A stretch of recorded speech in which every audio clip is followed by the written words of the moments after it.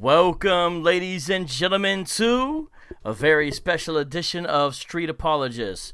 My name is Vocab Malone. I am your host. Today is Saturday, February 2nd. If you're not on the East Coast, if you're on the East Coast, it's actually already past midnight, so it's technically Sunday, February 3rd. The late start, I got kids, and I gotta wait till they go to bed. That's what's up with today. Well, again, Saturday, 10 o'clock. Well, 10:05 here in Phoenix, Arizona. My name is Vocab Malone. The name of the show is The Street Apologist. And in honor of Black History Month, I'm going to be doing a very special, very unique, very different series here. It's 5 parts. And in each one, I'm going to cover at least 6 figures from church history. Now, this may be considered by some people Black church history, because everyone I'm covering will be black. But this is church history. You see what I'm saying?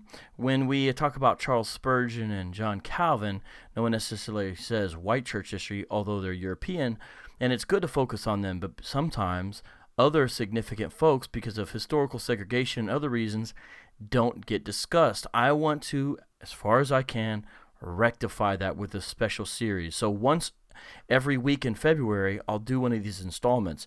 By the end of February, you'll have 30 total figures. They're not the only figures. It's just to whet your appetite. So right now, everybody, please grab this link and share this show.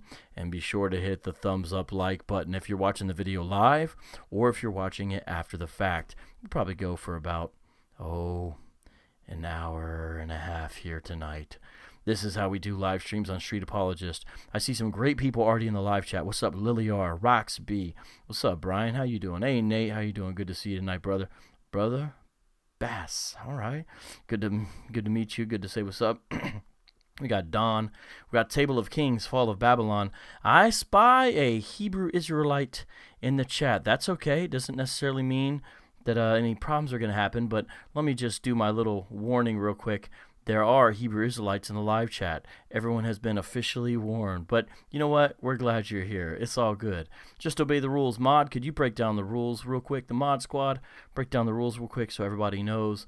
And then I also got Lily with the super chat. Carm from LA. How you doing? What's up, Misty Radical? What's up, Mark Cleveland? Did I already say Rox B? I hope I did. And if I didn't, I just said it just now.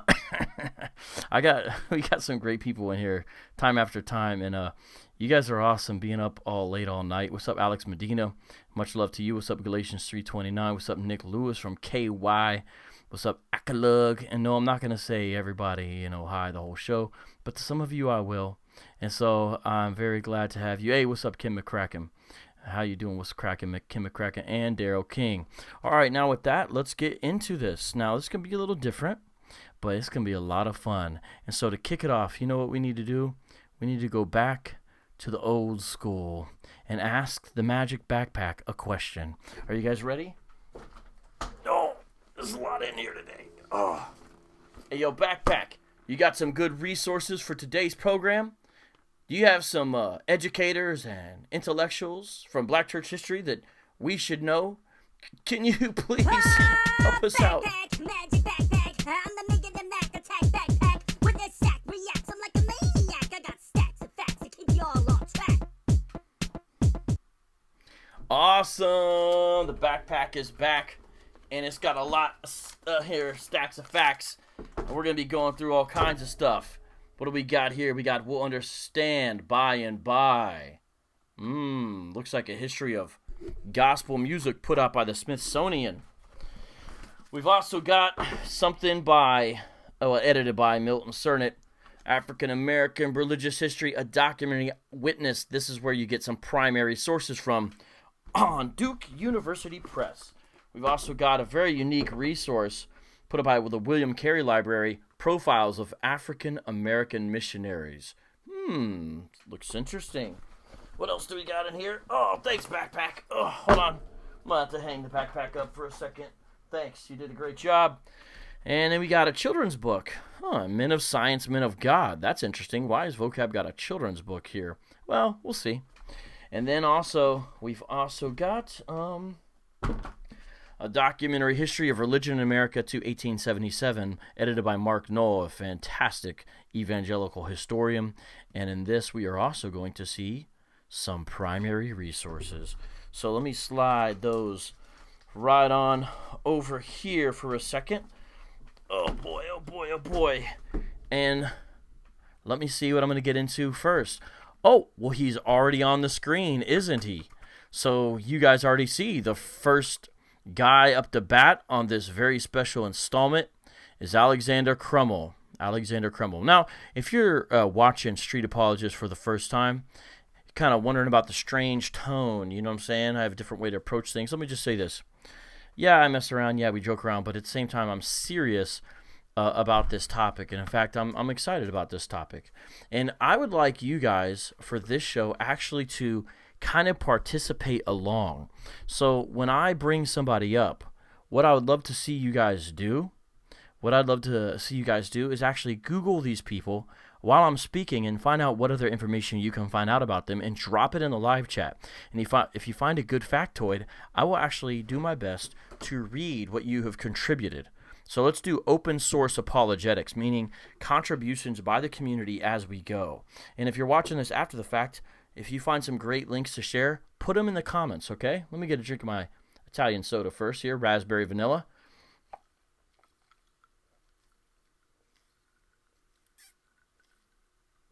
Oh, boy. That's good. Well, thank you, Dinu. I see you. I see your comment already. Where'd it go? Did I put it on the screen? Oh, there you are.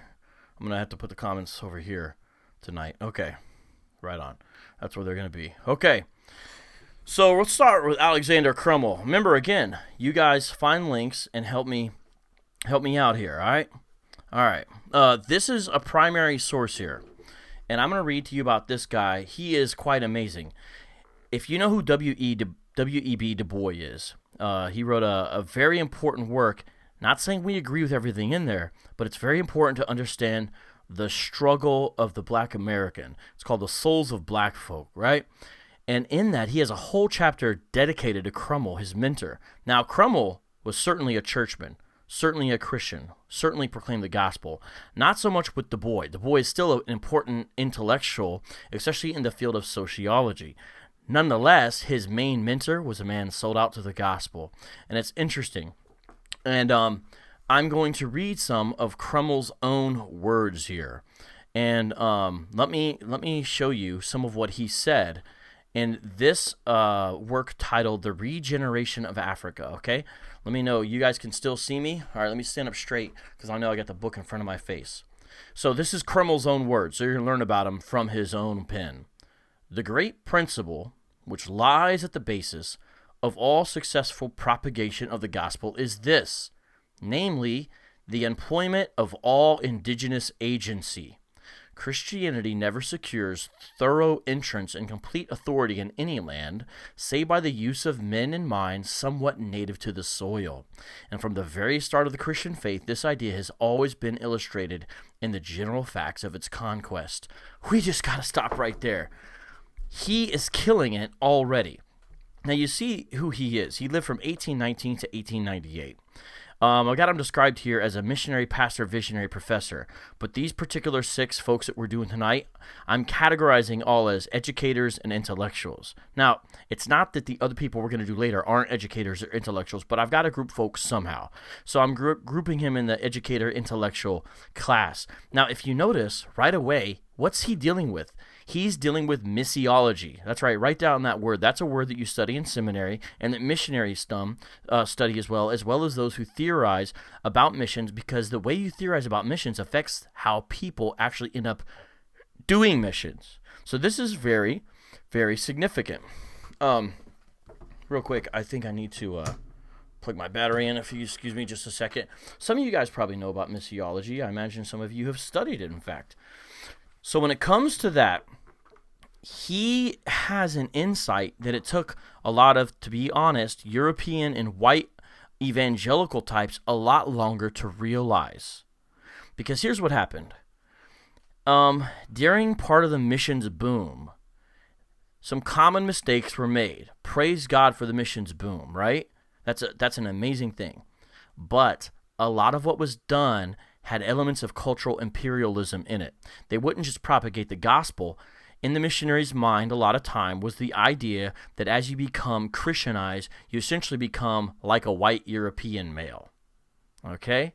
And so you change the way you dress, you change your name, all kinds of things that are not actually relevant to the gospel. They're actually cultural elements that the Christians evangelizing the native folks happen to have. And they made a mistake of putting them in the same bucket. That is a problem. And they often didn't rely upon the strengths of the indigenous peoples as they became saved. They focused less on training them or leading them as a sort of a shepherd, almost as like a paternal figure, instead of actually equipping the indigenous peoples themselves to become the leaders in their context. Let me give you a great example. In the Bible, remember Timothy? What does he do? Well, let me give a better example. Titus. Titus is it seems indigenous to Crete. Paul trains Titus. Titus becomes the pastor and appoints elders in that area. That's a perfect example of biblical missiology. Okay? And so my point is, Alexander Crummell realizes this important gospel point, and I wish that it would have been heeded by the broader culture quicker, and it didn't quite happen. So you can see that sometimes not being part of the majority culture is an advantage. And so Crummell is a thought leader in this area, and he was able to sort of think outside of the mainstream box because of his position, and he was right. He was right. Continue on. Remember, this chapter, this work is called The Regeneration of Africa. What's regeneration, everybody? That means being saved, being born again, right? And this is Du Bois' mentor. I wish Du Bois would have kept some of the evangelical tendencies of Crummell. Oh, how I do. Continuing on. In the work of Jewish evangelization, our Lord himself employed the agency of Jews. Catch that? For the evangelization of Greeks, he employed indeed Jews, but Jews who had become Hellenized. He's talking about Paul especially. Paul was the apostle to the Gentiles. This makes so much sense. It's strategic. We go forth and we proclaim the gospel, but we want to be wise as we can as we do it, right? At an early period, the Romans were to be brought under the influence of Christianity, and although the faith was introduced among them by an agency which was exotic, that means Jews, yet Romans themselves stamped the impress of the faith upon the empire and strangled nigh to death in less than 3 centuries its fierce and vulpine paganism. What a vocabulary this guy has. Somebody look up vulpine, vulpine, drop it in the live chat. I want to see the definition for that. So in like manner, it became rooted in the soil of Britain. So likewise at a later period in Russia and Scandinavia. Notice his global mindedness here as well. He could just be thinking of New York or America, but see how global minded he is? That's what being a Christian does to you, or should. What's up, Jonathan Soko? By the way, I got that new beat that you dropped. That's like one of my favorite style of beats, man. Thank you very much, Jonathan. The thing is a banger, as they say. Hardly a generation passed away in either of these cases ere the zealous and adventurous pioneers of the new system resigned their work and handed over their prerogatives to the hardy and convicted sons of the soil. Wow, what a great pen this guy has. You hear that? Hardy and convicted sons of the soil. He's saying eventually they handed the work over to the indigenous folks and they became the leaders. It seems clear, then, that for the evangelization of any country, the main instrumentality to be set to work is that of men of like sentiments, feelings, blood, and ancestry with the people whose evangelization is desired. The faith, so to speak, must needs become incorporated with the people's mental, moral, and even physical constitution, vitalize their being, and run along the channels of their blood. Ooh, that's good. It's saying it essentially becomes native to who they are. You see that? Now, this principle applies in common with all other lands to Africa. So now he's taking a general principle and he's going to apply it specifically to Africa. Now, I'm going to stop a second again. These are not obscure people in the sense of their impact, but they're often obscure because, number one, American Christians don't know that much about church history. Number two, because of the segregation, a lot of times these folks are forgot, which is very unfortunate. But there's also an apologetic value here.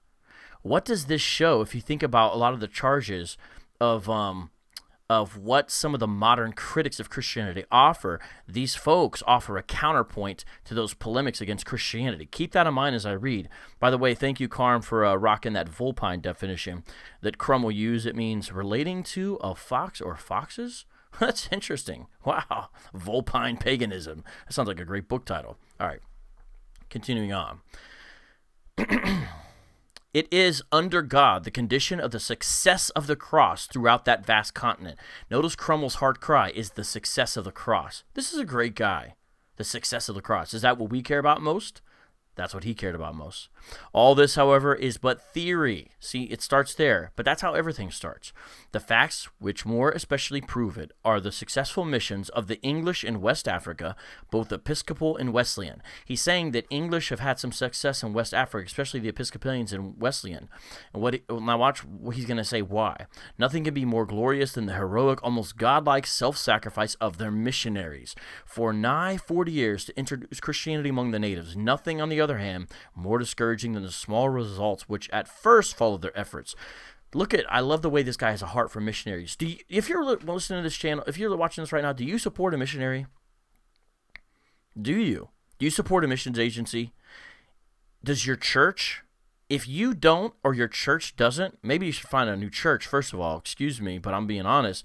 Or second of all, you need to go find yourself some missionaries and mission agencies somewhere. I really think you do. You either go or you send. You either go or you send. And yes, I do. I used to do a lot more at a different time in my life, but I still do support some. I wish, and I wanted to be more to what I was able to do a few years ago. I think I'm going to get back there. But what my point is, I still do support some, specifically to do things in the Middle East in the Arabic language. Okay, now back to this. But by and by one native and then another was raised up, fitted and prepared to be preachers of the gospel. So this is a long-term strategy. The Christian faith had become engrafted upon the native stock. It swelled with the inspirations of their breath. It coursed along the channels of their veins. He writes poetic, doesn't he? Then the truth began to spread. It had lodged itself in a new race and began to assert its authority in a new land. See, the gospel will alter culture for the better. The new soil was genial, and the divine principle, although transplanted, put forth all its original vitality. As when a new plant or seed is brought from some distant country to a new land, akin in soil and climate to its parent bed, it shoots up and spread abroad with all its former vigor and luxuriance. So Christianity, so soon as it became indigenous to Africa, commenced a successful career. Now, I think Crummell here is talking about West Africa. My point, which, that's where most of the slaves came from, because the Christianity is almost already could be described as indigenous to North Africa and other parts of Africa. Ethiopia, Egypt, Libya, etc., etc. But I think he especially means West Africa and other places here. Okay. And now mission stations are to be found 2,000 miles along the coast. See, I was right, West Africa. Catechists by scores are employed. Ministers are preaching the gospel on the coast and in the interior. Missions conducted by native clergymen are being carried into the strongholds of ancient, sanguinary kingdoms and are advancing with authority and power up the great Niger towards the very heart of the continent. Ooh, doesn't that excite you? And in all this, we see illustrated the great principle that for the propagation of the faith, the main lever and agency must needs be indigenous. The faith at first is an exotic in all new lands, but in order to make its roots strike deep into the new soil, men, native in blood, lineage and feelings, and sentiments must needs be raised up and put to active effort. Now the Almighty, in a most marvelous manner, has been providing just this agency, with almost every indigenous quality for the propagation of the faith on the continent of Africa. Millions of the Negro race have been stolen from the land of their fathers. That's true, that's kidnapping. They have been the serfs for centuries on the plantations and households in the West Indies and the United States of civilized and Christian people. By contact with Anglo-Saxon culture and religion, they have themselves been somewhat permeated and vitalized by the civilization and the Christian principles of their superiors. He does not mean superiors in intellect or anything like that, as I'm sure everyone understands, so I just want to clarify. He means in a sense of socioeconomic status. Okay. Numbers of them have become immigrants, settlers, denizens of a free republic, and of thriving colonies of the British on the west coast of Africa. And numbers more of them ever and anon immigrate from the lands of their past thraldom back, not infrequently to the very spots whence their parents were first stolen. He's saying that some people are going back to places in Africa after they get freedom. So, for example, in Liberia, for example, if you notice, read the little biography while I'm reading this. Make sure you read that, and as well as look up that link to that website, okay? Please, trying to multitask here. Hit that like button, by the way, everybody coming in. Please, please, please hit that like button.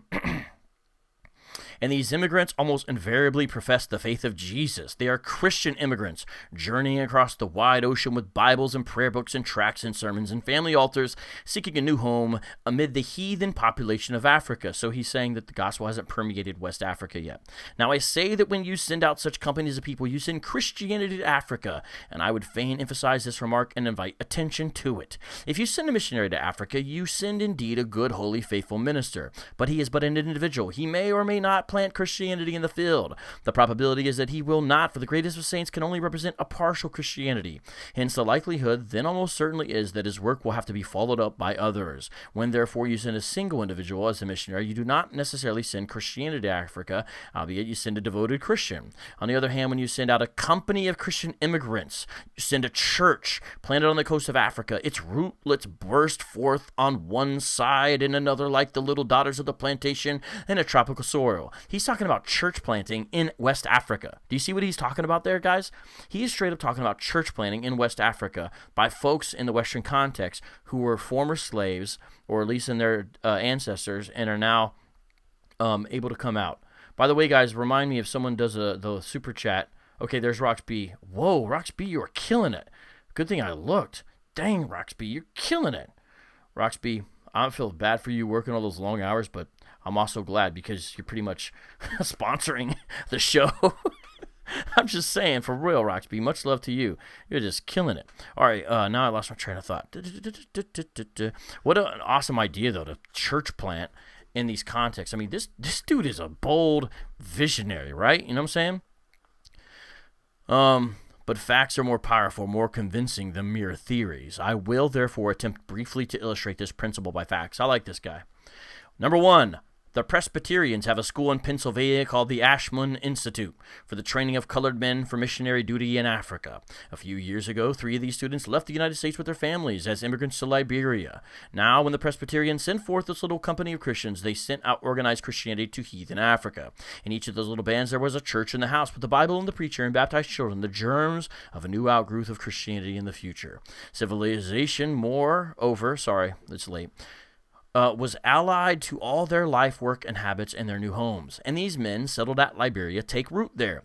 Increases given to their families there as well here. Native heathen also come into their families, work for them in these gardens, in their workshops, and on their farms, are touched by their civilized habits and moved by their family prayers and Sunday teachings. As their children grow up, they in turn become the centers to the other heathen of new and wider influences, both civilizing and Christian. He's talking about discipleship cycles there. See that? Disciples make disciples make disciples.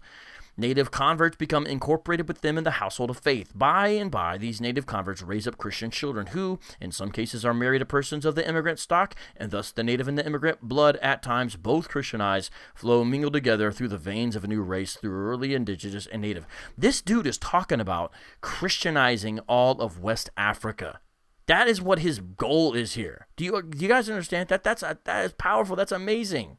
Now, just such power, strength, and permanent influence cannot go forth from your foreign missionary, because he is an exotic. Beneath the burning sun of Africa, he withers and pines away.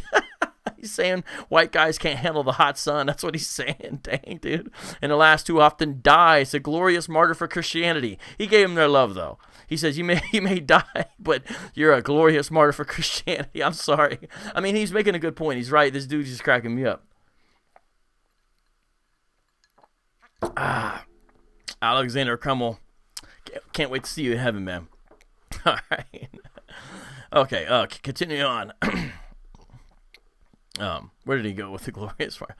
And when he departs to paradise, his wife and children return to Europe or America. Weak, enfeebled, bereaved, but they rarely have permanent influence in Africa. This dude is right to the core. This dude is killing it. The black Christian immigrant, on the other hand, is indigenous in blood, constitution, and adaptability. 2 centuries of absence from the continent of Africa has not destroyed his physical adaptation to the land of his ancestors. There is a tropical fitness, which inheres in our constitution. Thereby we are enabled, when we leave this country, to sit down under an African sun, and soon, with comparative ease, feel ourselves at home, and move about in the land as though we had always lived there. Children, too, are born to us in our adopted country, who have as much strength and vitality as native children, and soon we find ourselves establishing families right beside those of our heathen kinfolk. Now, you can easily see what a powerful influence that denomination of Christians, the Presbyterians. By the way, I'm just going to go here. You guys already know me. I'm Reformed. All right? When he's saying Presbyterians, he's talking about Calvinist Christians. This is when Presbyterian still meant something. All right? It still does, but you got to find out what kind of Presbyterian these days. So when he's talking about Presbyterian, he's talking about Calvinists. Notice he is giving them props, all right, for what?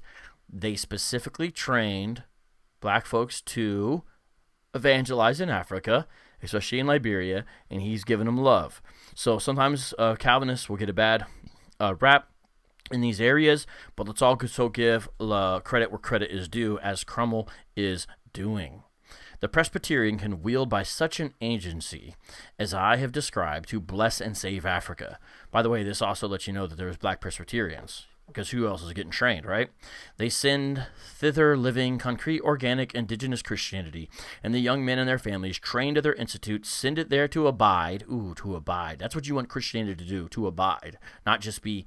You don't want rice Christians, right? You're a Christian as long as you get the food. That's a problem in missions. We don't want that. The Mormon church is a real problem with that. We want disciples, and sometimes that takes slow cook, not microwave. You know what I'm saying? This is missiology, folks. This is the theology of the Bible applied to missions. Good stuff. To be reproduced in their children, to be spread out in their families, and not to be an evanescent and fugitive thing, without root in the soil, and void of bud and fruit and flower, nor yet a tender exotic needing a hothouse carefulness and nurture, but a thing of life and robustness, mindless of sun and dews and storms and tempests, fitted to every circumstance of life and power. Such is the great power which the Almighty has given our Presbyterian brethren for planting Christianity in Africa. Now, he goes on and makes 2, 3, 4 more examples that are right here on this page, 286 of this particular book. He does the same thing with the Baptists of different varieties, and he talks about the British there. My point is, I'm not going to look at all of that. I'm not going to read everything, okay? But I'm going to look at some of it, and what I'm going to do is I'm going to skip to this last paragraph right now, okay? All right. Dun, dun, dun, dun, dun, dun. All right, here we go. Last paragraph. I have rested this matter this evening, almost, if not quite entirely, upon the one single point, that is, the evangelization of Africa. In all caps. I can present and urge it upon no lower, no inferior consideration. I recognize the need of trade, agriculture, commerce, art, letters, and government as a collateral and indispensable aids to the complete restoration of my fatherland. So this is the whole gospel he's talking about right there. That man must be blind who does not see that, but they are but collateral and auxiliary. He had his priorities straight. Nor the end and aim and object of that divine will and providence, which the Almighty has been working out by the means of institutions and governments, by afflictions and sufferings, and even oppressions during the course of centuries. Man. Now there was a whole book about Crummell. There's a lot of stuff, but I'm going to recommend a couple here.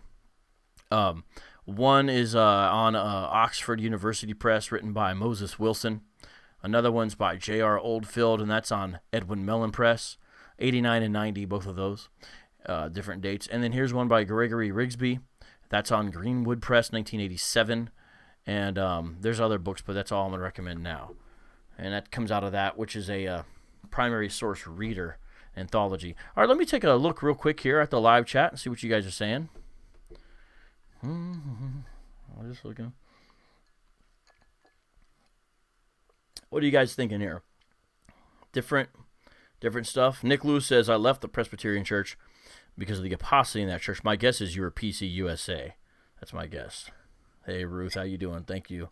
Much love to you, too.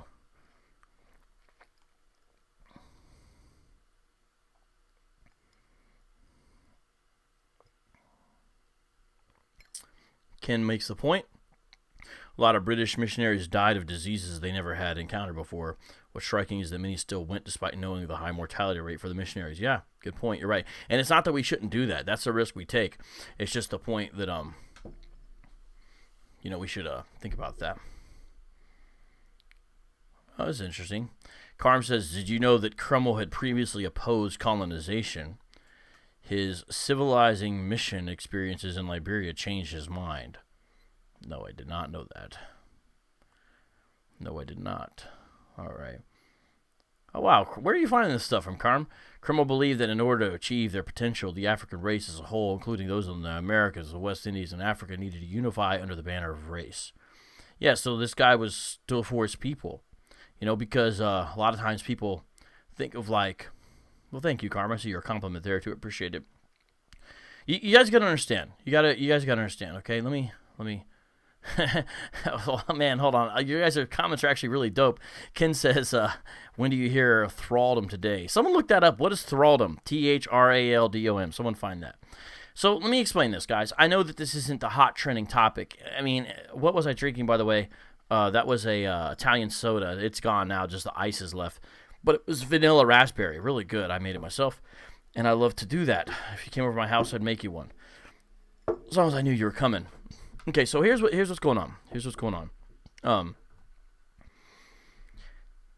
You guys, once you get into more urban apologetic issues, you'll see that things like what I'm reading today and the people I'm going to be talking about today, they're important for their own sake, first of all, for their own merits, right?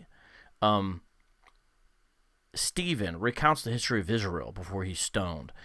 And I'm not saying we're doing a Bible writing here, but at the same time, we should know about God's movement through our people prior to us. Now, if you understand the banner of the cross is what we stand under, then you understand Alexander Crummell may be of a different ethnicity than you, but he's our people because he's a believer in Christ. Will we not see him in heaven, right? Well, is he not our brother who will sing to the Lamb who sacrificed? Yeah. Now, he had a specific area. He had a specific thing that God called him to, I believe. And my point is, though, that these are very important apologetic points when you get into this, because you see how he acts as a counteractive response to a lot of the false charges that the Kemet's make and the Afrocentric guys who essentially worship ethnicity, those guys, and also that the Hebrew Israelites make against us. Bring up Crummell. Look at this. He didn't sell out his folks when he became a Christian. He cared about Africa, and he had a plan.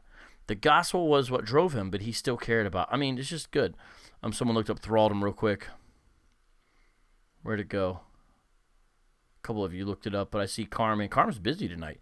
A state of subjugation to an owner or master, bondage, enslavement. Okay, so that's what thraldom is. So there's Crummell. I like Crummell. By the way, these cards that you're seeing, I created those with the graphic designer a number of years ago, and I did it when I was part of a different radio program, and now I'm bringing them back out because I've never done this stuff online, and so we're going to be doing that. But this dude studied at Cambridge, lived in Liberia, wanted to Christianize the whole west coast of Africa, influenced folks in Liberia for generations to come, as well as Du Bois.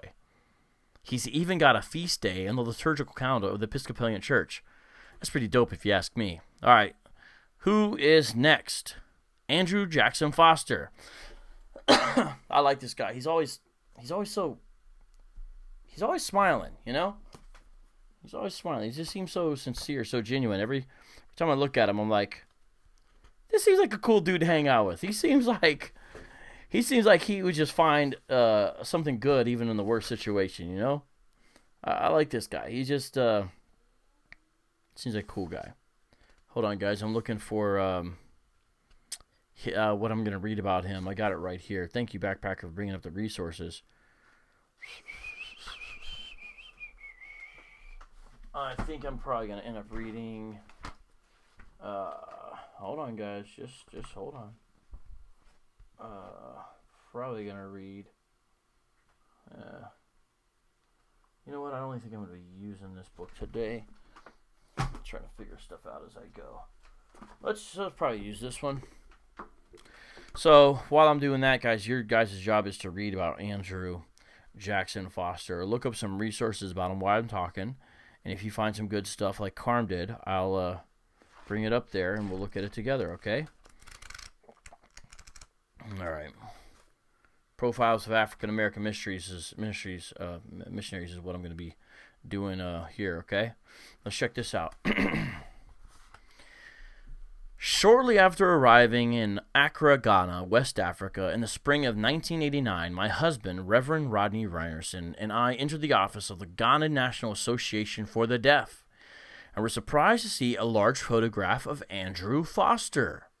My husband had met Andrew Foster at the IFFA conference in Chicago in 1957 and had not seen him since.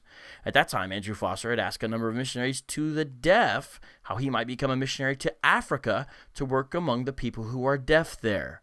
In 1957, the Lutheran Church Missouri Synod did not have any missionaries to the deaf who were deaf themselves.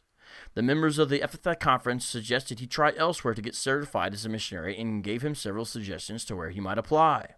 While visiting the deaf man in the office who signed American Signed English, we learned that Andrew Foster had indeed come to Ghana and opened the first schools for the deaf in that country and had spread the wonderful good news of Jesus to the deaf people in Ghana. This dude is dope. Just look at his bio and just look at what I'm reading about already.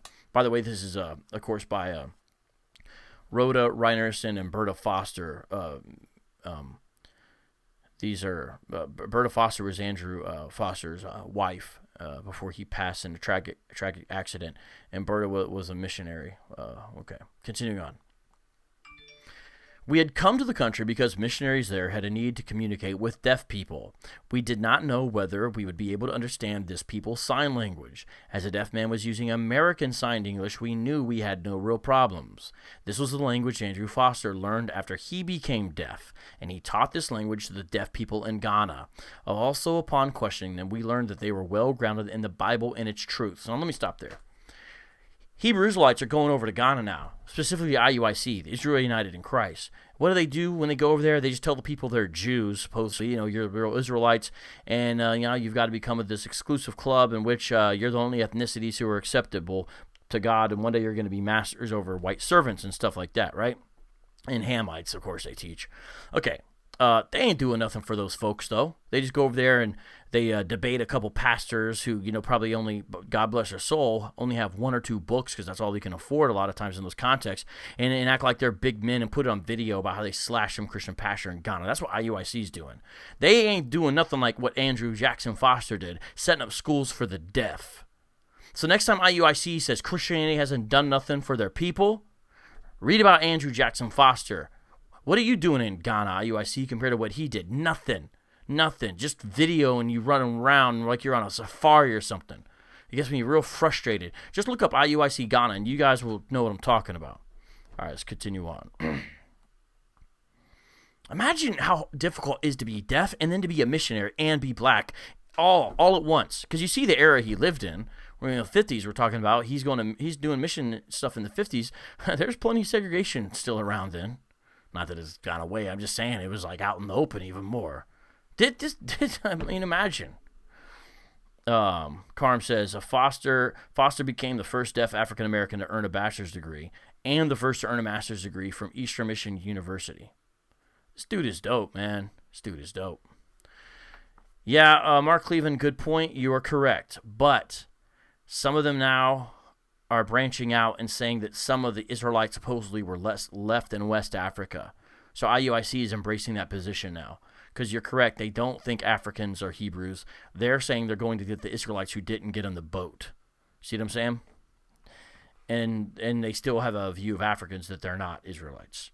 But some got left, they teach. Okay. And after Andrew Foster had died in 1987, there was no one coming to visit them anymore. LCMS then became involved in bringing the saving gospel to these deaf people. Who was this Andrew Foster who went to Ghana, and why was he so important to the mission work in Kumasi? In order to understand it better, we need to do some research. First, we contacted the other deaf missionaries at the IFFA conference in Pittsburgh, Pennsylvania, in the summer of 1992 and in October 1993. We had an opportunity to visit Gallaudet University and are able to scan their files about Andrew Foster, and were able to learn about him. All right, let's find out about him. Here is what Andrew Foster wrote in How God Saved a Deaf Youth in 1977, renamed Deaf Ears Which Hear shortly after his death, accompanied with edits about his life and work by Berta Foster. Andrew Foster was born in Inslee, Alabama on June 27, 1925. His father was a member of the Church of Christ and his mother a member of the AMEZ Church. That's AMEZ. Excuse me.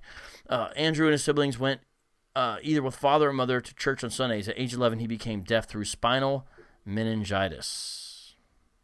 All right, so I'm not going to read all the things that he wrote there. I'm going to kind of read mainly the other parts about him, okay? God enabled Andrew Jackson Foster to overcome his physical and spiritual handicaps as well as educational and racial barriers. He moved to Michigan for further education, but since he was a minor, 17 years old, and his parents were residents of Alabama, he was barred from the Michigan School for the Deaf. Unable to go to school, he took job after job, like in a restaurant, and then at Ford Motor Company and Motor Products in Detroit. His draft classification during World War II was 4F due to his deafness. There was such a demand for civilian workers that he had no difficulty in finding jobs. Undaunted, he eventually took a night factory job, attended the Detroit Institute of Commerce by day, and studied high school correspondence during odd moments. This dude is something else. Sorry, okay, I'm continuing reading on. These guys are amazing folks. Andrew later zoomed through the colleges, earning 3 degrees in 5 years. Who does that? He entered Gallaudet College in 1951. He was the second black student and the first one to graduate in 1954. He received a BA in education. According to Reverend William Ludwig, a classmate at Gallaudet, he went around the Washington, D.C. area, Maryland, especially around Newport News, Virginia, spreading the gospel while he was a student. This dude is earning degrees like nothing and meanwhile evangelizing folks. I mean, this is another guy I want to know. And guess what? When we see Andrew Jackson Foster in heaven, he's not going to need to use sign language anymore. His hearing is going to be restored in his glorified body. Isn't that a beautiful thing? Right now, I think he can hear singing in heaven because I believe, well, he doesn't have his glorified body, but I still think he can, right? Anyways, sorry. Where did I lost track of where I was. Oh, man, okay. Pastor Ludwig stated that Andrew was a very independent person. While he was at Gallaudet College, he was looking at an almanac and was astonished to learn that there were no deaf schools in most of the countries of Africa. From then on, he felt compelled to go to Africa to establish schools and at the same time to teach the students about Christianity. Isn't that a beautiful plan? He attended summer sessions at Hampton Institute. Andrew Foster was the first black person to receive a master's degree from Eastern Munich University in his planting in 1955. His degree was in special education. In 1956, he received a bachelor's degree in missions from Seattle Pacific College. Furthering his studies, he took some post-master's classes at Wayne State University in Detroit, which had a famous oral deaf education program at the time. So again, today's show is educators and intellectuals, so you can see how I'd put him in the intellectual category, right? Man, wait a minute. Am I? Okay, I'm just looking at this.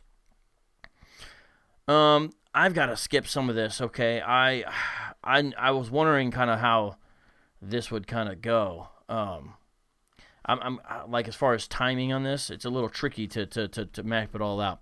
Let me go over here about what he does when he gets to West Africa. I'm skipping a few paragraphs here in this book. In 1960, when Andrew was working with his second school in Nigeria, he invited Berta to work in his first school in Ghana. As time went on, they found that they understood each other so well that they saw that the Lord led them for each other. They were married on January 29, 1961. They were blessed with 5 children. Andrew was named the 1962 Man of the Year by the Alpha Sigma Phi fraternity of Gallaudet College. In 1970, Gallaudet conferred upon Andrew a Doctorate of Humane Letters degree. In 1980, he received an Outstanding Alumnus Award from Eastern Michigan, and in 1982, an Alumni Medallion Award from Seattle Pacific. In 1960, he established a school for the deaf in Ibadan, Nigeria, and 2 more in 1962, and Gugu and Kanan also in Nigeria. Then in 1974, the first French-speaking school for the deaf was started in Ivory Coast.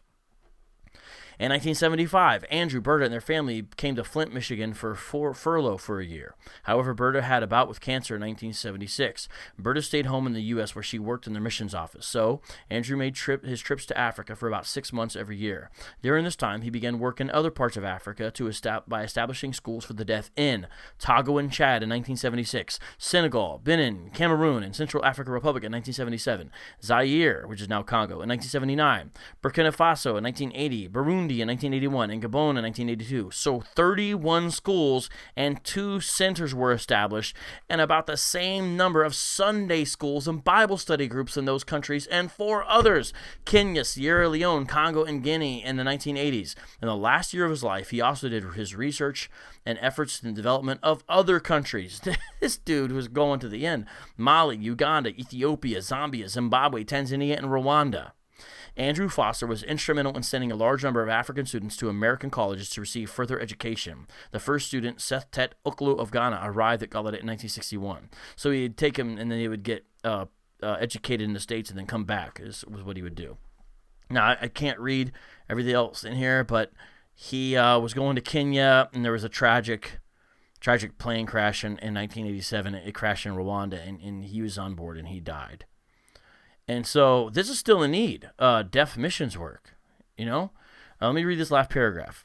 On October 22nd, 2004, Gallaudet University dedicated an auditorium in Andrew Foster's name, calling him Father of Deaf Education in Africa. It was his privilege to see a number of deaf souls saved and become Christian leaders. God certainly used one deaf man in a most marvelous way to lead many to his saving love. And if you want to read more about this, look up the Christian Mission for the Deaf, cmdeaf.org. cmdeaf.org. What's up, MJ Jackson? How you doing? I know it's late for some of you guys, but you guys are holding it down. All right, yeah. Yep, there you go. That's right, Dominus, you did. I'm glad you guys are getting into this, checking out stuff. Okay. So, yeah, you're right, Lady Justice. This is good.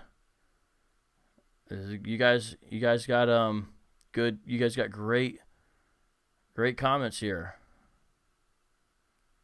Great comments. All right, so let me go to the next guy. I mean, but you could just tell this is a sweet soul of a man, and yet, yeah, he was deaf. But you can tell that God also gifted him incredibly intellectually, you know? You can tell. All right, next we have up in our 6 figures today, Benjamin Banneker. Benjamin Banneker. Now, this one is the most difficult of all. There's a lot of rumors and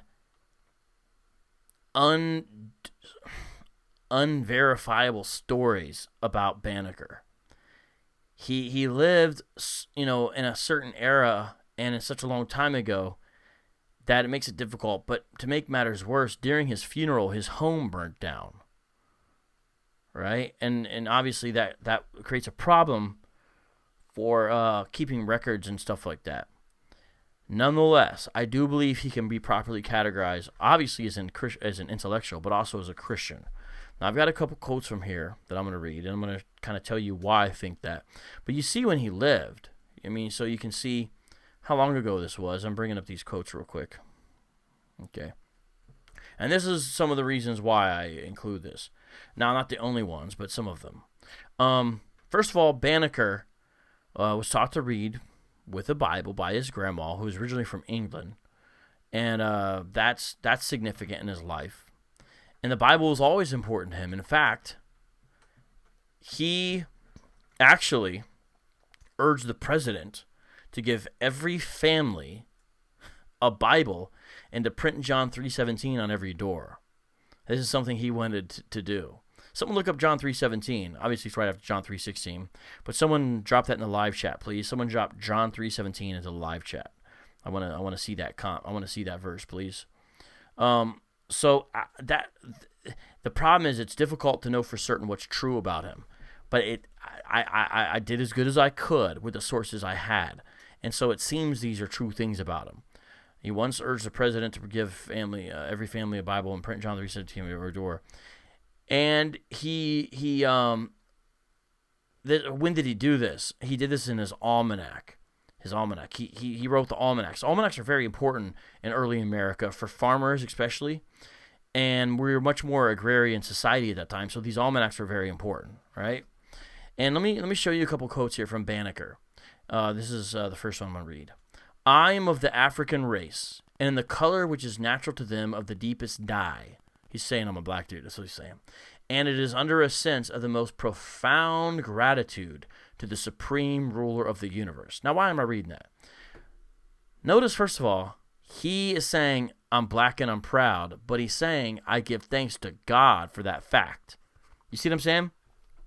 Being a Christian didn't make him embarrassed of who he was. Even in that day, it made him proud of who he was, but he still gives God the credit.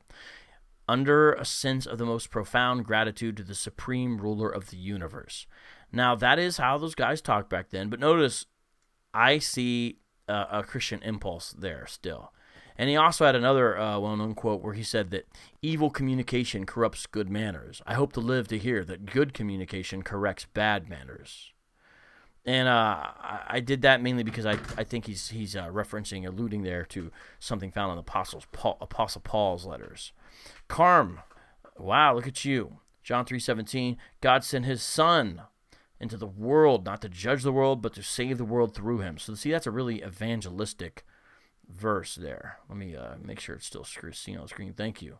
Good job, Carm. Now, with Banneker, he lived from 1731 to 1806. He died, I think, when he was 75 or so, yeah. He was a polymath. Someone looked that up. He was a polymath. He was a genius, basically.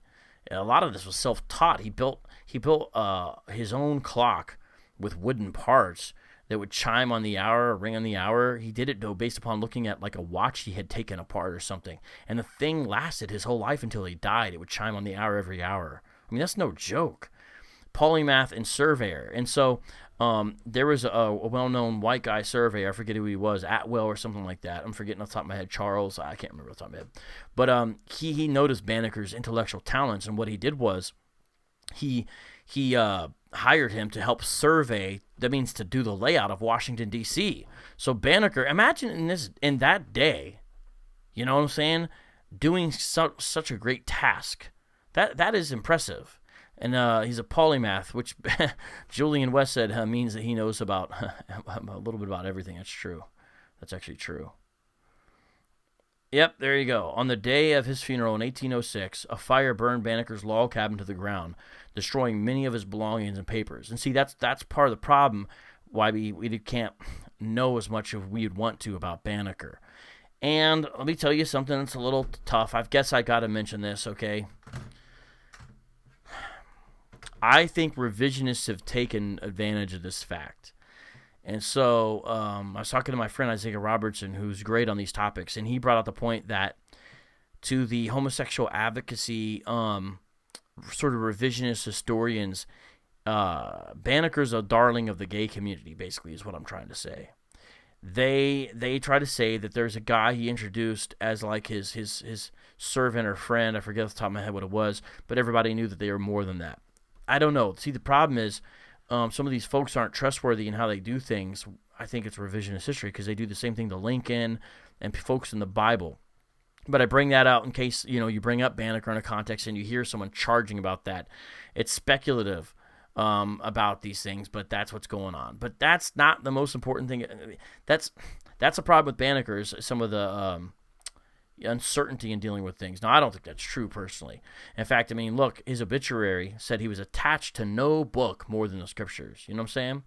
And now, if someone could look up Benjamin Banneker's letter to Thomas Jefferson. Look that up. Because he wrote a letter to Thomas Jefferson, and in it he enclosed a copy of his almanac. And in that letter, Banneker had the courage and the boldness to tell Thomas Jefferson he needed to do something about slavery. And Banneker, in a gentleman's kind of way, because I've read this letter and have it heard read, he called Thomas Jefferson a hypocrite. He didn't use the word hypocrite, but he told Thomas Jefferson that he was a hypocrite. In this letter, if you read the letter Benjamin Banneker wrote to Thomas Jefferson, he said, "You're a hypocrite." Like I said, in gentleman's ways. He did it in like the way an academic would.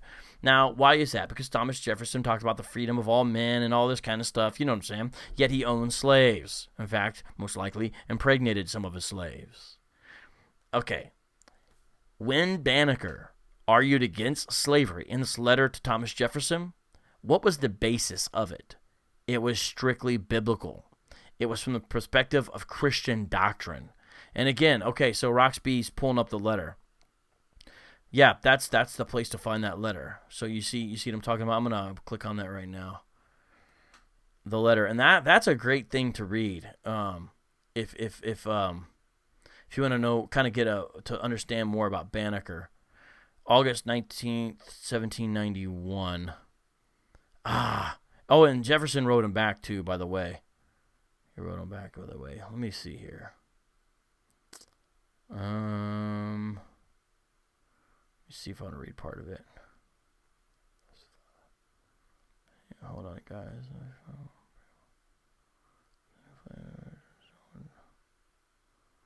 Let me just read a couple paragraphs here.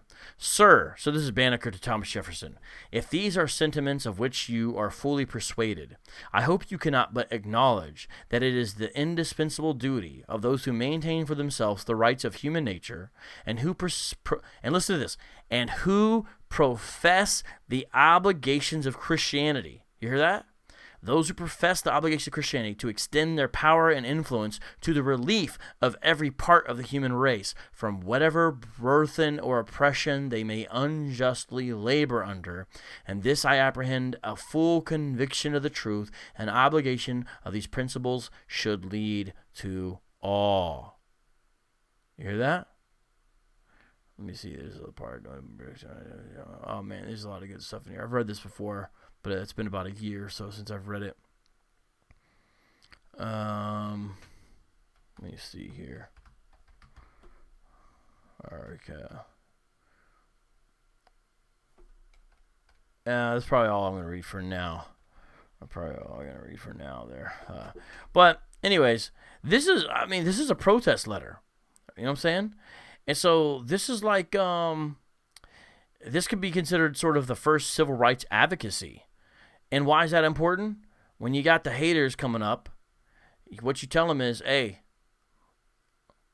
first dude who pressed the president of the United States in America for civil rights is Benjamin Banneker, who professed a love for the Bible and seemed to be a Christian. By the way, Nate, you gave a super chat earlier, and I didn't give you love on that, but thank you, Nate, for doing that. Much love on that.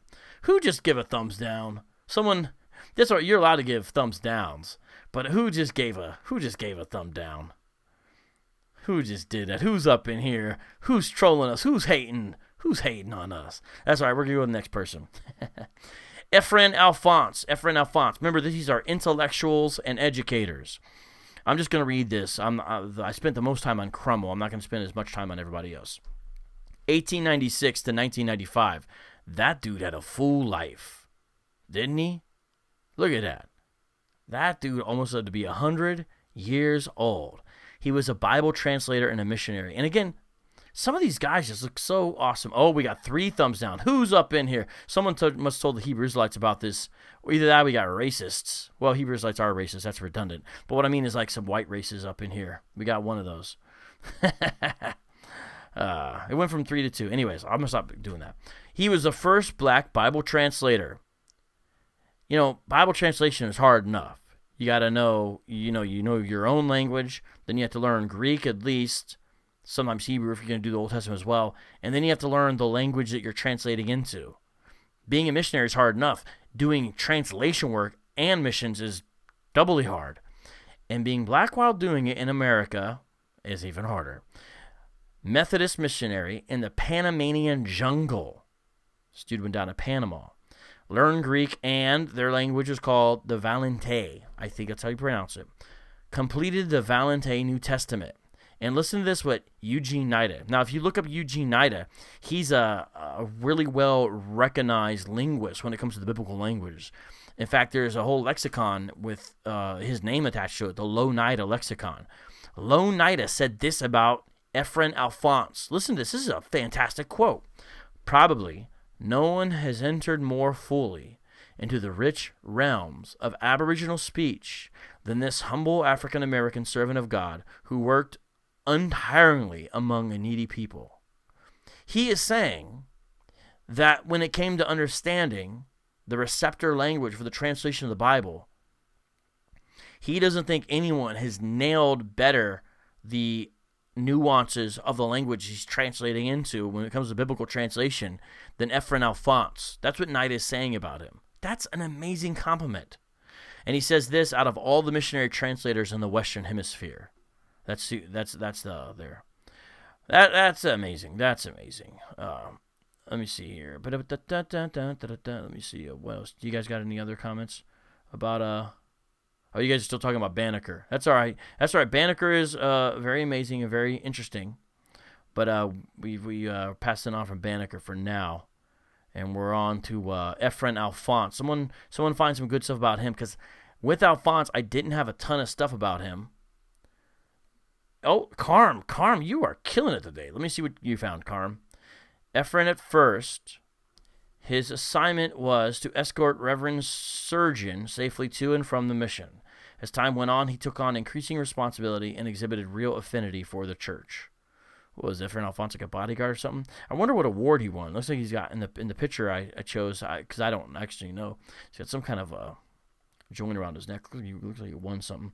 Notice here, though, on the card, I do have a source for him. See, St. Jones Enterprises. I do have a source. You can find something. If you look at that and then put that in there, you can find a little bit more about him. That unexpected and rugged introduction paved the way for Efrain Alphonse to observe firsthand the operation of the Methodist outreach and then to the native peoples living in that region. And so again, you guys see that these are folks of remarkable accomplishments. You know, I mean, you see the time that he lived. You know, he's growing up during Jim Crow, 1896. He was born in the 19th century. That means, only 30 years prior or so, a generation before, you had the whole Civil War thing and all that. You know, you had just slavery all out. Generation later, he's learning biblical Greek and doing a translation of the New Testament. There's still a grip of folks. Look up, the different mission agencies that focus on translating. I think, is it Wycliffe Bible translators. For years, I sponsored a number of Wycliffe Bible translators to the Philippines, and that's another thing. If you support a missionary, good. Secondly, get on someone who does Bible translation. The Bible has not been translated yet into all languages of the world. There are still it's getting there. It is gonna happen. But it is going to happen. I believe that in Jesus' name it's going to happen. But when is it going to happen? In fact, there's a book that Wycliffe, I think, puts out called something like The Unfinished New Testament. I forget what it is. But what it is it's a blank New Testament, and on the pages, it's all white. It's all blank. Obviously, it didn't cost that much to produce. Whatever.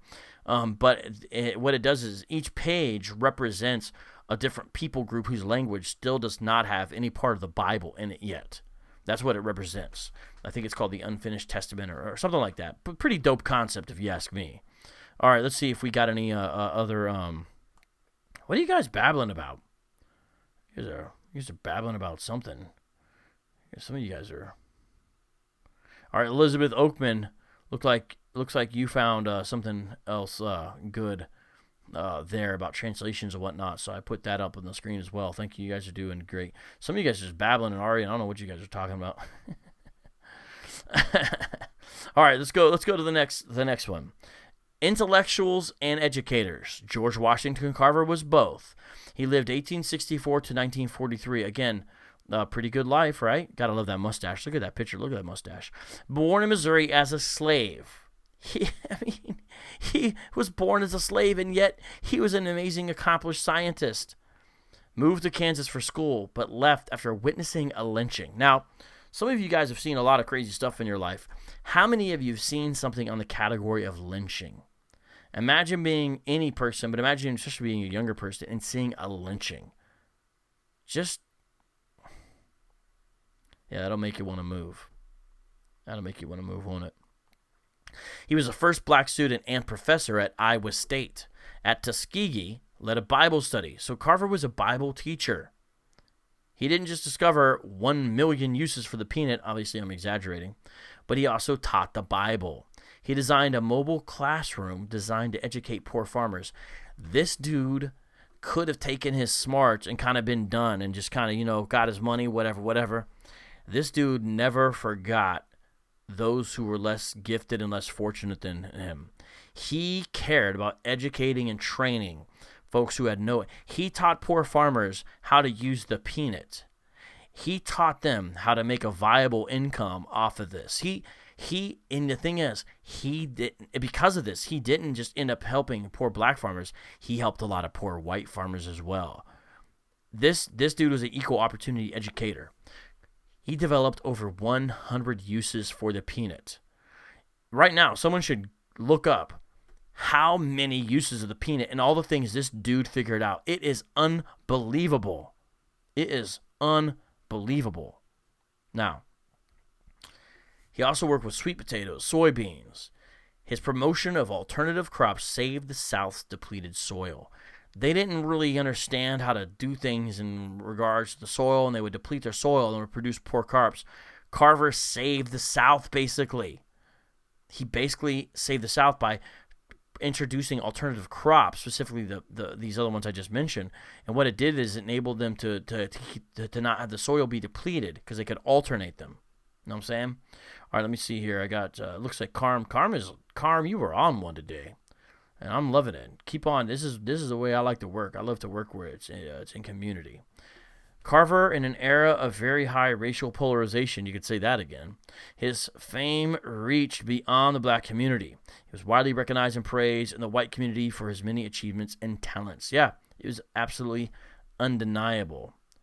Oakman says Carver is credited with inventing about 300 uses for the peanut. So, I don't know, you get different numbers. I mean, the dude is like legendary, right? Thank you, Misty, for reminding people you're the bomb. We got some dope people up in here. Now, let me tell you something real quick about Carver. I don't have all the details because I'm going to do this part off the top of my head. But there was a part where he had to testify at various times in his life. Not testify like he was in trouble, but to give accounts of things to important different committees in Washington, D.C., right? And when he was doing this, he was only allotted a certain amount of time to speak. But they gave him a lot more time and basically said, take all the time you want. And it's very interesting. He seemed to have a way of folksy charming people. But he told a story in another instance in the speech he gave where he said something like this. He talked to God and said, God, like, tell me the mystery of the universe. And he says, God, and I think he's doing this sort of in a euphemistic kind of way. Carver says, God said, no, that's too much for your little brain to handle, And he says something like, well, what is the purpose of man here? Teach me the purpose of man. And he says, no, even that is too much for you. And he's like, okay, well, and then God's kind of like, basically like telling George Washington Carver, hey, try again, get smaller for your brain to be able to handle it. And he had this certain kind of humility that's very, very endearing. And then he says, all right, God, teach me the point of the peanut. Teach me why the peanut is here. God says, okay, that's still going to be too much for you, but I'll unlock that for you. I'll do that for you. And again, I'm paraphrasing, but this is a famous, awesome story that Carver relays. And again, I think he means it sort of euphemistic. And he says, and so that's what God did, and I've been doing that ever since. And you know what he called his laboratory? He called it, if I got my phraseology exactly correct, he called it God's little lab. And every time, this is according to eyewitnesses, I guess, every time before he would step into his laboratory, which he called God's little workshop, maybe that's it, God's little workshop, it's one of the two, he would pray every time. This dude, man, we need more people like this guy. You know what I'm saying? These guys are so impressive. And I see you guys are finding more stuff about him. Carver developed approximately 300 products made from peanuts. These included flour, paste, so peanut flour, peanut paste, peanut insulation, peanut paper, peanut wallboard, peanut wood stains, peanut soap, peanut shaving cream, and peanut skin lotion. I read earlier today, peanut cream cheese. Dude's killing it. This dude's killing it. Carver believed that he could have both faith in God and science and integrated them into his life. That's true. Carver testified on many occasions that his faith in Jesus was the only mechanism by which he could effectively pursue and perform the art of science. That's true, and that's good. That's good.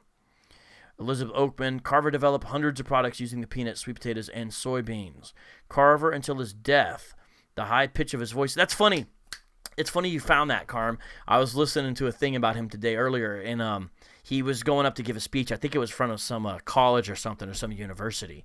And when he began, everyone was like kind of startled because of how high-pitched and sort of shrieky, I guess, his voice was. I guess it was a thing. It's funny you found that. I guess he had a real high-pitched voice that, would actually startle people. Carver, until his death, the high pitch of his voice and startled all who met him, and he suffered from frequent chest congestions and loss of voice. There are some of the rumors that Carver was castrated. Yeah, I've heard about that. That's a rumor. I don't know the truth about that, but that is a rumor. I mean, you look it up. That it's tough, with some of these guys. You've got Banneker and Carver, and there's just some of the information you just don't know. You're saying there's a monument near you? Interesting. I'm just checking. You guys got great comments. Okay, now I'm going to look here real quick. I'm going to show you guys this little book. This is a book for children. It's a great book written by the founder of the Institute for Creation Research, ICR, someone whom I will always be grateful for because they helped get me through high school. You know what I'm saying? As far as dealing with evolution and creation, ICR. Henry Morris is the founder. He wrote this little booklet called Men of Science, Men of God. Great scientists who believe the Bible. And notice Carver's even on the cover, the portrait there of Carver. I'm just going to read the little thing about him. And I appreciate this little entry here. It's on page 81 of this book. George Washington Carver, 1864 to 1943, was the great black scientist who was considered the world's top authority on peanuts and sweet potatoes and their products. Born a slave, he worked his way through college in the North and then returned to the South, desiring to devote his life to improving the quality of Southern farmlands and the economic prosperity of his people. As a faculty member at the Tuskegee Institute in Alabama, he turned down a number of much more lucrative offers, and that's true. He did. This dude is just a G. As the fame of his genius as an agricultural chemist. Ooh, that's a good word. Agricultural chemist. As his fame of his genius as an agricultural chemist spread. He developed over 300 products. So I guess I got a low number there. From the peanut and over 8. What? I didn't know this. And over 118 from the sweet potato? Wow. Carver was also a sincere and humble Christian, never hesitating to confess his faith in the God of the Bible and attributing all his success and ability to God. In 1939, he was awarded the Roosevelt Medal with the following citation, quote, "To a scientist humbly seeking the guidance of God and a liberator to men of the white race as well as the black," end quote. There's another quote of a little portrait of Carver there. But this dude's dope, man. And so, I see Mark Cleveland saying, hey, I didn't know he was a Christian. And that's a thing. Americans don't know history enough, and I'm not saying I do. Christians don't know church history enough.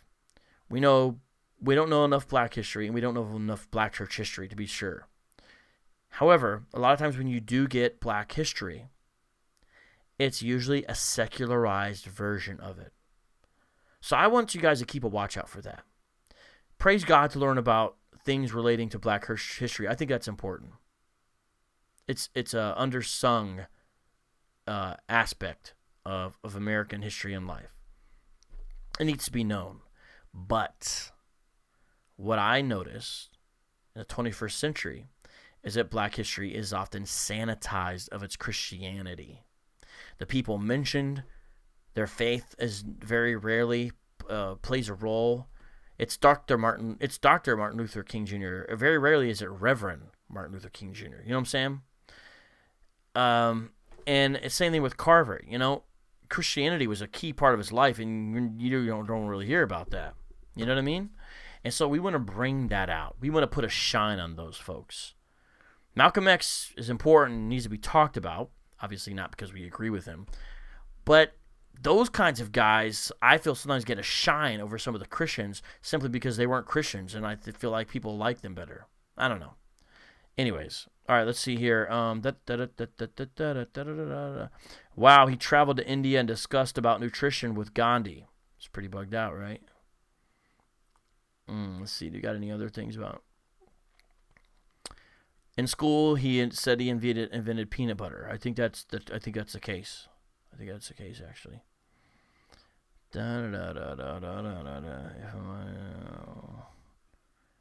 Yes, Gia, your mind is in the gutter. You don't only love Jesus. Gia loves Jesus, but you need Jesus, sister.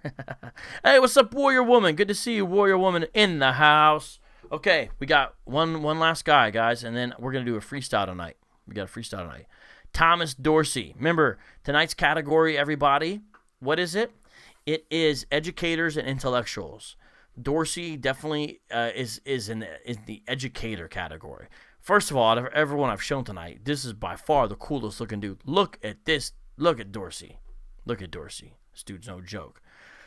While I am bringing him up, you know what? Should I do this? Here, I'm going to take a second. What I want you guys to do right now is to read the Thomas Dorsey biography, okay? Read that because I'm going to show you guys something.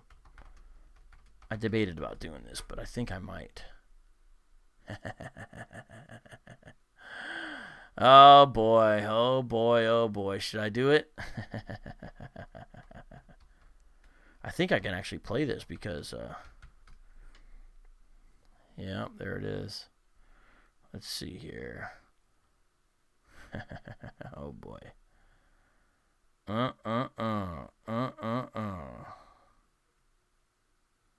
Oh, should I? I'm just going through things here. Let's see how it sounds. Let's see how this joint sounds. Can you guys hear that? Could you guys hear that when I just played that little snippet right now? Let me know if that was heard or not. I want to know. You'll see why later while I'm talking about this, why I'm asking if you can hear it. But did you guys hear that? Let me know, please. Yeah, he does look real cool, doesn't he? He's saying, someone's saying, Mark Cleveland's saying that's Andre 3000. Oh, man, you're funny. All right, but guys, hey, let me know real quick there. Could you hear what I just played? I just played a little snippet of something. You couldn't hear it? Okay. All right. I think I got a way that I think you will be able to hear it. You just got to try something else. Okay. All right. No sweat. All right. I'm gonna go to this book now about Dorsey, and let me show you something here. So, Dorsey, 1899 to 1993. He is the father of black gospel music. In fact, they're saying that he devised the term. Hey, what's up, man? Nate with the super chat saying, I love you, bro, Cab. I appreciate that. Precious Lord, Take My Hand. That is Dorsey's most iconic number. If you read the story about it, it's quite tragic, actually, the way it went down. But it's actually also a very powerful story to read about. To read about Dorsey in the writing of Precious Lord, Take My Hand. Have you guys heard? Have you guys heard Precious Lord, Take My Hand? I hope you have. It's a powerful, beautiful song. And it was actually sung at a rally the night before MLK was assassinated. And at the funeral of Martin Luther King Jr., Precious Lord, Take My Hand. And guess what? Lyndon Baines Johnson, LBJ, Precious Lord, Take My Hand was sung there as well. He wrote this song. Dorsey opened the first black gospel publishing company. That's good. We want entrepreneurs and ownership within the black community, don't we? I hope you say the answer is yes. A founder and first president of the National Convention of Gospel Choirs and Choruses. Dorsey served as music director of Pilgrim Baptist Church over 40 years. I like that too. I like that consistency. I like that. That's good. All right. A lot of you guys are saying you have not heard Precious Lord, Take My Hand. You know what?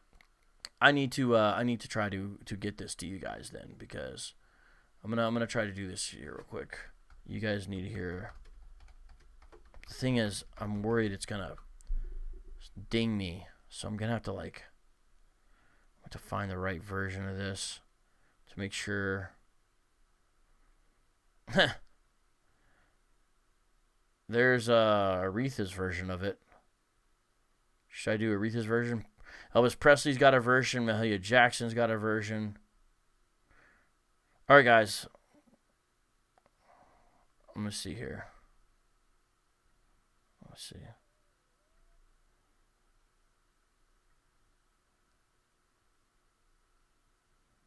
Ooh.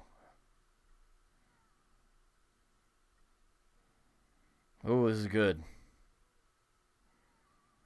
All right, I'm gonna try to see if you guys can hear some of this, because you guys you do need to hear some of this. All right, this is gonna be a test here. Okay, how do I hold on, guys? I'm trying a little. I'm doing a little.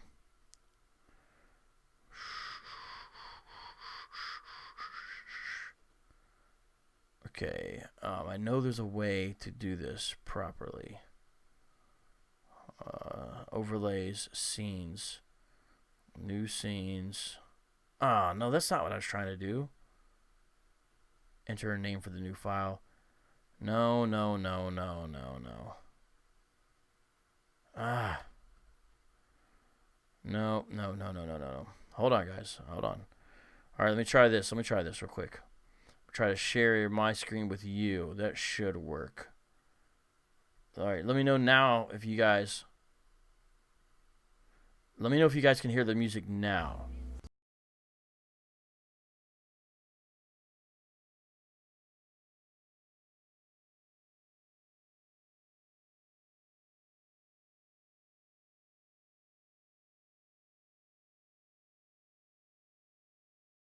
Hear that? Were you? I need to know if you guys could hear that. You guys could hear that? Were you guys able to hear that song? Let me see. Yep. You guys can hear it. Okay, I'm gonna play a little bit of Precious Lord Take My Hand. This is written by Dorsey, but this is the Aretha Franklin version. Listen to this chorus. I hope this doesn't get dinged.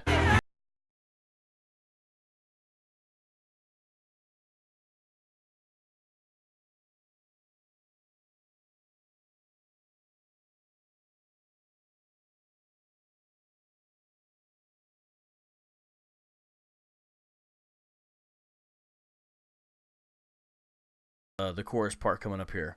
So Dorsey, I believe, wrote this, as the story goes, after he heard that his wife died. And Dorsey's testimony is quite amazing. At the end of the show, I'm actually going to play a song that's risque. It was when Dorsey was not a Christian. Dorsey used to go by the name Georgia Tom. And he wrote a song that was filled with sexual innuendo, but nothing by today's standards, called Tight Like That. The song is something else. But I think I can play a little bit of it. I think I can. But he had a conversion, and Dorsey went from Georgia Tom to Thomas Dorsey, and really impacted church music in a profound way. And there's a lot of Dorsey songs that you guys might know that maybe you just never heard. And Precious Lord Take My Hand is probably one of them. Let me pray this. Precious Lord, take my hand, lead me on, let me stand. I am tired, I am weak, I am lost. All right, well, so that's that. All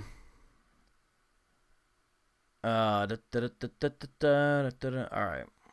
Yeah, I can't play too much of this because I am worried it's gonna, do that it does. But that's a powerful song that Dorsey penned. And then also, so here's a whole entry in this book on the history of gospel music by the Smithsonian, just to read a little bit about him. It's pretty amazing when you think about it. You really can't even know all of his contributions. He was a composer, pianist, organizer, and conductor of choirs. People love when they understand his legacy, his courage, his vision, his musicianship, and his integrity. Gospel music did not have the popularity back then that it does now. And Dorsey, that's why he's called the father of gospel music, because of what he did with it. In fact, in the 1940s and 50s, it was almost people would almost call all new gospel songs Dorseys. They actually just call them Dorseys. Let me read here a quote here. Another example of this kind of naming occurred as the 18th and 19th century African American Christians developed their own distinct style of lining the new Protestant hymns. They sang the hymns of Charles Wesley and John Newton, but it was the lyrics of Isaac Watts that resonated so deeply within the collective psyche of the congregation that even today, in some communities that still practice the lining out tradition, all lining hymns are called Dr. Watts. Now, he has influenced contemporary composers as well as Eden Hawkins, Clark, Andre Crouch. Crouch is, he's still alive. Some of you probably know who Andre Crouch is. Really well known. And he's also influenced, and you can kind of hear it. Man, I wish I could really get into this, but I just can't. But this is a pretty cool book. It actually analyzes a lot of what he did. And it's some beautiful, beautiful stuff. Precious Lord, Take My Hand is a powerful song. I want to read it, but I just feel like I can't do it justice. I encourage you instead to look it up and look at it. But Thomas Dorsey stands powerful as a singular figure within church music, basically inventing a genre, and was a powerful example of a composer and musician in that genre himself, and just really can't be touched as far as his influence on gospel music. And the thing is that gospel music has influenced all types of other musics. What is soul music? It's gospel music ripped out of the Christian content. Do you know that? That's what soul music was. Mahalia Jackson even recognized that. And think about all the genres soul music has influenced, right? And if you think about all the things that gospel music has influenced, it gets pretty big. It's a pretty big list. I just can't. There's so much here that I wish I could read. Sorry, guys. There's so much good content. I just almost get frustrated. I can tell this is going to be a challenge as we get into this. But, I'm going to play this in a second here. But it's going to be kind of strange because what I'm going to do is we've earned a freestyle tonight. There's a picture of Dorsey, though, in his sort of full glory as far as, when he's in that other vibe, not in his Andre 3000 vibe.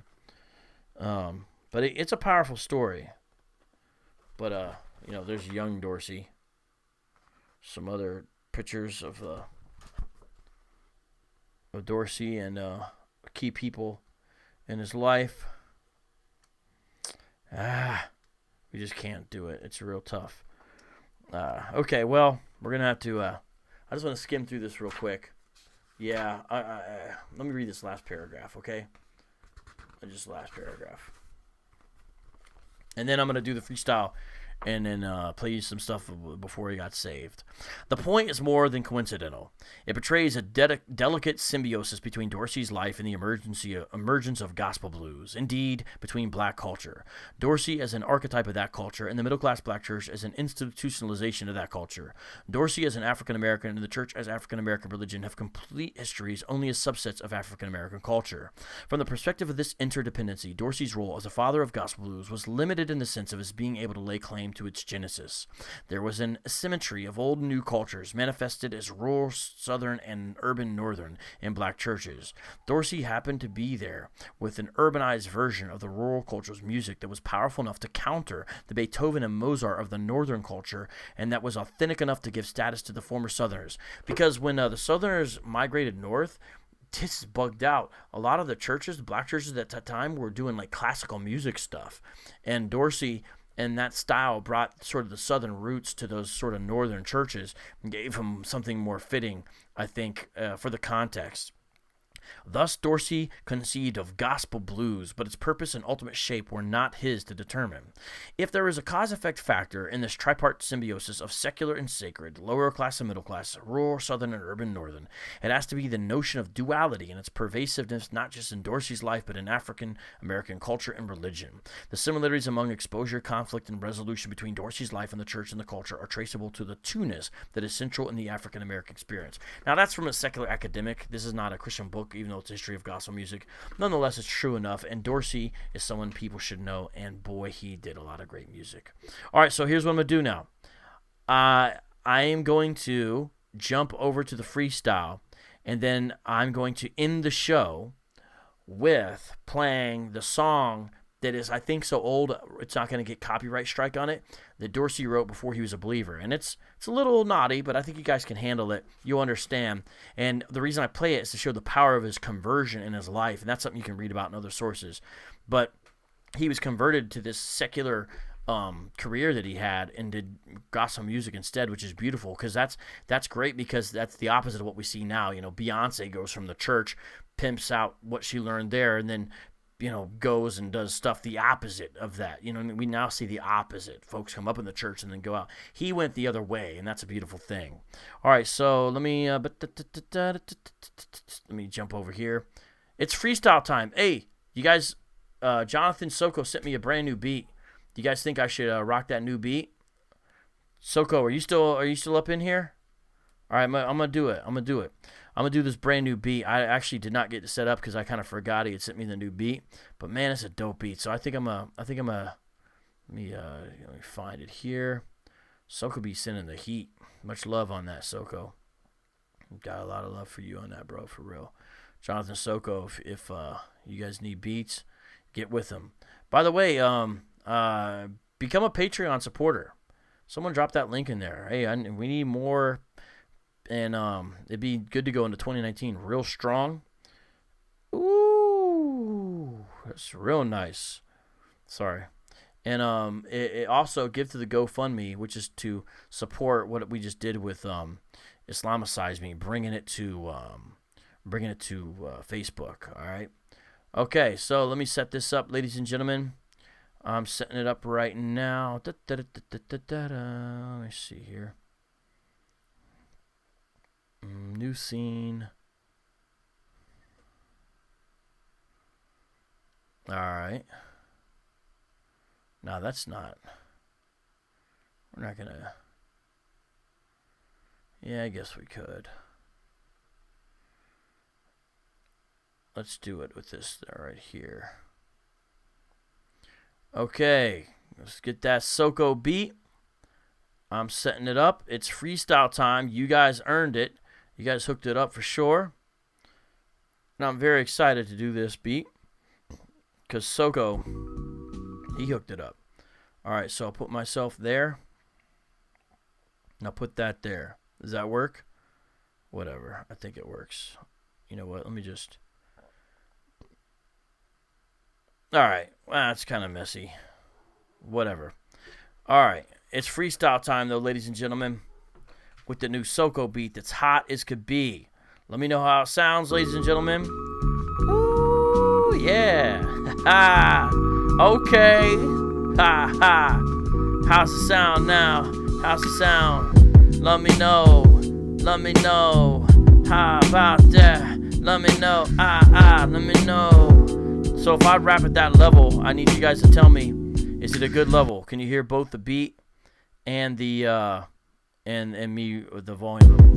Can you? Let me turn up my mic a little bit. Is that good? Is that good? Man, that's a dope beat, man. That's a dope beat. All right, let's try to rap about some of the people we talked about today. How about that? That's what we're going to try to do, ladies and gentlemen. All right. This is going to be tricky, but let's try it. Guys, how about the beat? Is it a good level? All right, here we go. You guys made it happen. 3, 2, 1. I love y'all, man.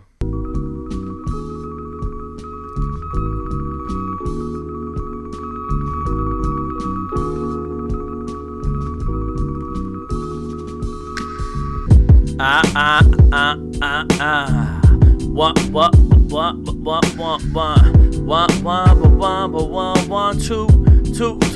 2, 3 1, 2, 3 Alexander C. Crummell was the first man we discussed tonight.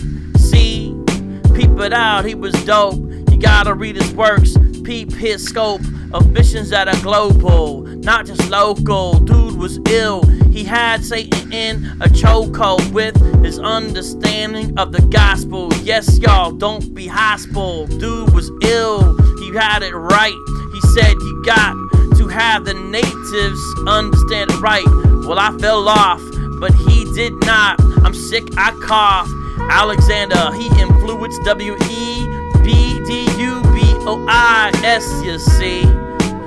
And that's no joke. He dedicated the chapter in Souls of Black Folk. I provoke the beat with the saxophone. Peeping out, I'm Vocab Malone on the microphone. Freestyling, smiling, uh-oh.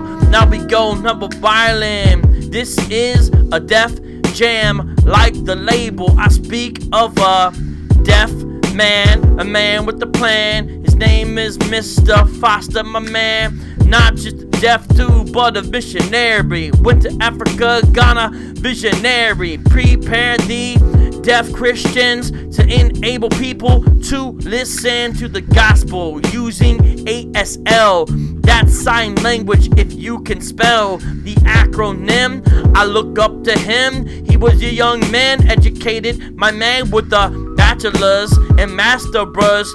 He loved the Bible and the chapters. That's my man. He's like an ill rocker. Yes, y'all. It's Andrew Foster. Uh-oh. We'll see him in heaven. He died in a plane crash 1987. Next, okay, I see you, sir. It's Mr. Benjamin Banneker.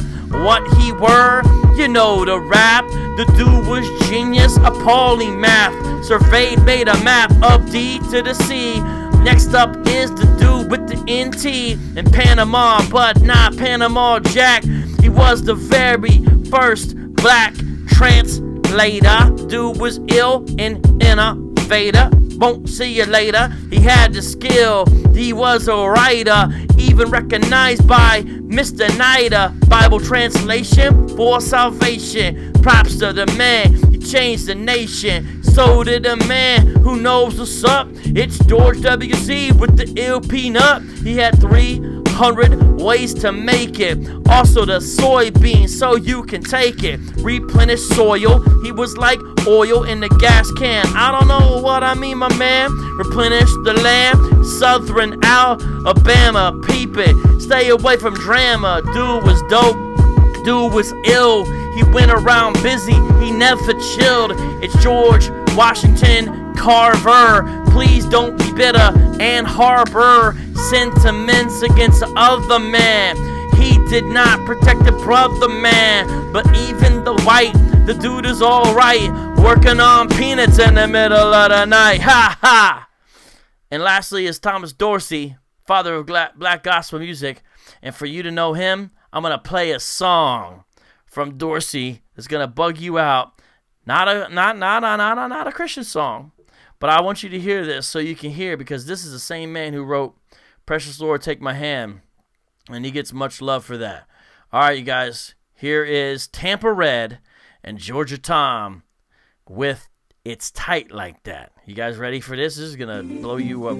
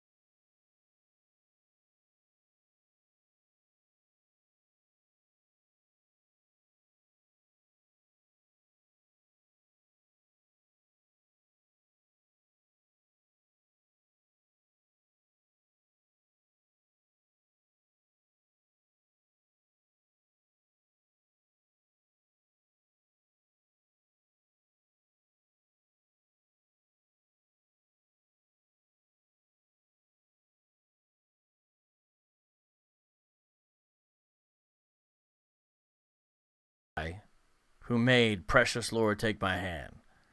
He could have had a whole career doing stuff like this, but instead the Lord changed him and he did amazing gospel songs. It's the father of gospel music. So that's why I'm playing this stuff today. That's why we're doing this show, guys. I want you guys to hear powerful testimonies. I want you guys to learn about unsung figures of the church, and I want you guys to become familiar with these folks. And so I don't know when the next installment is. It's going to be sometime next week, okay? It's going to be sometime next week. We're going to talk about oh man, my screen's all messed up now. Anyway, sorry. We're going to talk more about folks you should know within Black church history. So don't go anywhere, all right? We're going to get more into them, and I hope you guys join, and I hope that people take this information and learn a lot. And also, I got a great show coming up tomorrow with Hazakim. We're going to discuss with them their brand new album. They got a brand new album called Origins, which is really unique. Nothing like it in Christian hip-hop at all. It's like the whole album's like a defensive, intelligent design. Real dope stuff. And you guys are definitely going to enjoy that. So don't go anywhere tomorrow night. It's going to be an exclusive interview. I think it's the very first interview for Hazakim. All right? So you definitely want to check that out. And then I also got one coming up, I think Thursday, where I'm going to interview dissect some Kemetic stuff. So some great shows coming up, guys. That is it for today. Much love to y'all. Bless y'all. And I'll see you tomorrow night. And just check the channel for what's going on. All right, peace out. Shalom. And I hope you enjoyed tonight's program.